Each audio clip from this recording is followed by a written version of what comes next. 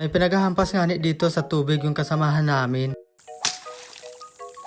Ngayong araw naman nga ay gagala kami sa kagubatan dahil may gusto akong ibon na makita. Bibihira lang nga kami makakita ng ganun klaseng ibon. Kaya hindi ko na palalampasin ang araw na ito dahil sasamahan ako ni Kim at ni Mac doon. Nakita na nga nila ang ibon na ito nung gumala sila nang hindi ako nakasama. Kaya ngayon sasamahan nila ako para makita ko rin ang ibon na ito. Pero bago yan, pagdaan namin dito sa ilog, may nakita kaming napakaraming invasive na palaka. Yan naman nga ang cane toad na maraming burik-burik sa katawan pag lumaki. At ito naman ang kanilang itsura pag wala pa silang paa, parang ulo lang sila na may buntot. Kakaunti lang ang predator nila dahil na rin siguro sa nagtataglay sila ng lason sa kanilang katawan. Siguro ang mga kumakain sa kanila ay immune sa poison na tinataglay nila sa katawan. Dito nga nakakita ko ng napakagandang dahon na akalain mong artificial ang isang ito. Makapal ang kanyang dahon at ang texture ay parang goma. At ito naman nga ang pugad ng guayabero, parang wala pang ibon dyan dahil sinisimulan pa lang nila ang pagbutas dito. At habang naglalakad naman nga kami dito sa gubat ay nakakita naman ako ng dumi ng isang musang. At pagdating naman nga namin sa spot kung nasaan yung ibon ay challenge pa ako nila Mac doon kung nasaan daw yung ibon dito. Pinahanapan nila sa akin. Pero hindi naman tumagal, nakita ko rin kaagad. Hindi mo talaga nga sila basta-basta mapapansin dahil nakakamouflage sila sa mga putol na kahoy. Siguro kung hindi ka pamilyar sa kanila, hindi mo masasabing ibon ang isang ito. At aakalain mo naman nga na palaka yan pag nakita mo siya ng harap-harapan. Yan naman ang frogmouth. Aktibo ang ibon na yan sa gabi kaya ngayong umaga ay tulog na tulog siya. At naghahanap pa nga ako dyan ng magandang pwesto para mas mabidyoan siya ng mas maganda. Pero kahit saang anggulo ako pumwesto ay madilim talaga. Bibihira nga kami makakita ng ganitong klaseng ibon. Siguro nadadaanan na namin sila sa kagubatan, hindi lang namin makita dahil nakakamouflage siya sa mga dahon. At dito nga nang pabalik na kami ay nakakita pa kami ng isang nilalang. Yan naman ang tinatawag namin na snake turtle. Ang pagong na yan ay invasive at hindi talaga yan taga rito sa atin. Kinakain yan ang maliliit na isda dito sa ilog, kaya nauubos ang mga isda. Pero madaming tao ang kumakain yan dito sa amin. Kaya naman pag nakakakita kami niyan ay pinapatay na talaga dahil nagiging pista na sila, lalong lalo na sa mga magsasaka. At pagkatapos naman ng paggagala namin ay inilabas naman namin itong mga kaibigan naming ahas para maligo naman sila sa ilog dahil parang init na sila sa kanilang katawan. Itong dilaw palang dala ko ay bagong kaibigan to ni Medusa. At ito naman